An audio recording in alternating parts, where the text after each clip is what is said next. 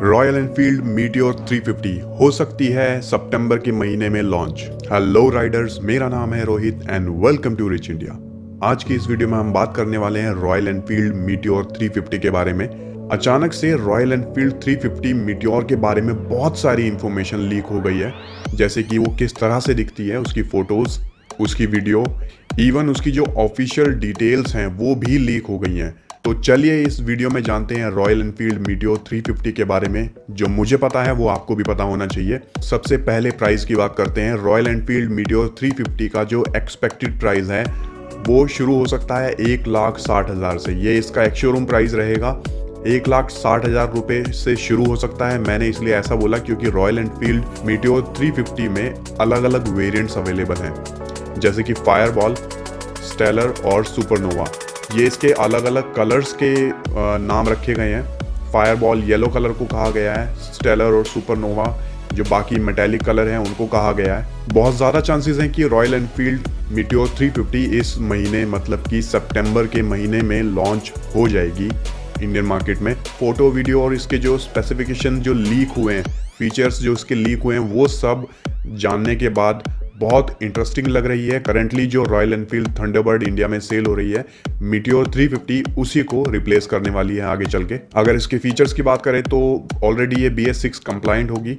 इसका engine 350 CC का होगा और ये इंजन प्रोड्यूस करेगा 20.2 HP की पावर और 27 न्यूटन मीटर का टॉर्क। आजकल जो थंडरबर्ड में या फिर जो क्लासिक सीरीज की जो बाइक हैं रॉयल एनफील्ड की, उनमें जो इंजन आता है उससे बहुत ज़्यादा स्मूथ होने की उम्मीद है इस इंजन की। पावर और टॉर्क के मामले में ज़्यादा फर्क नज़र नहीं आता है। जो करंटली थंडरबर्ड सेल हो रही है इंडिया में, उसके लगभग आसपास ही पावर ये इंजन प्रोड्यूस करता है। सेम वही 5 स्पीड का गियर बॉक्स आपको इसमें देखने को मिलेगा जो करंटली आपको थंडरबर्ड या फिर क्लासिक में देखने को मिलता है। लेकिन इस बार गियर शिफ्टिंग बहुत ज़्यादा स्मूथ होने वाली है और जो उसका क्लच प्ले है वो भी बहुत स्मूथ होने की उम्मीद की जा रही है।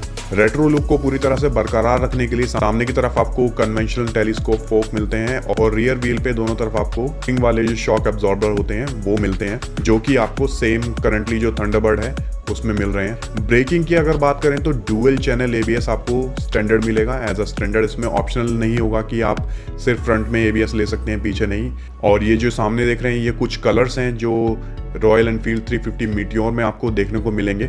और आपको जो ये मेटालिक कलर मिलेंगे इस मोटरसाइकिल में, इसमें मेटालिक कलर के साथ साथ आपको थोड़ी सी क्रोम की जो फिनिश है वो भी दी गई है। साइलेंसर आपको क्रोम में मिलेंगे ताकि जो इसका क्लासिक जो चार्म है वो बिल्कुल खत्म ना हो जाए। उसको बनाए रखने के लिए आपको क्रोम किए हुए एग्जॉस्ट भी मिलेंगे। इंजन की अगर शेप देखें तो आपको एक साइड से इंजन की शेप काफ़ी हद तक इंटरसेप्टर या फिर कॉन्टिनेंटल GT 650 की तरह नजर आती है। उम्मीद है कि इंटरसेप्टर और कॉन्टिनेंटल GT 650 की तरह ही इसमें आपको स्मूथनेस भी देखने को मिले। तो आज की वीडियो में बस इतना ही दोस्तों। जैसे ही बाइक शोरूम में आती है मैं पूरी कोशिश करूंगा कि आपको इसकी एक वॉक अराउंड वीडियो और एक टेस्ट राइड वीडियो मैं आपको बना के दिखाऊं, ताकि आपको पता लगे कि एक्चुअल में ये बाइक दिखती कैसी है। और इन केस अगर आप इंटरेस्टेड हैं कि रॉयल एनफील्ड थंडरबर्ड की जगह आप मीटियोर 350 लेना चाहते हैं, तो आपको पता होना चाहिए कि किस तरह से ये मोटरसाइकिल परफॉर्म करेगी रोड पर। उम्मीद है ये वीडियो आपको पसंद आई होगी। ऐसी ही और वीडियो देखने के लिए रिच इंडिया मोटो को सब्सक्राइब करना मत भूलिएगा। Thank you for watching.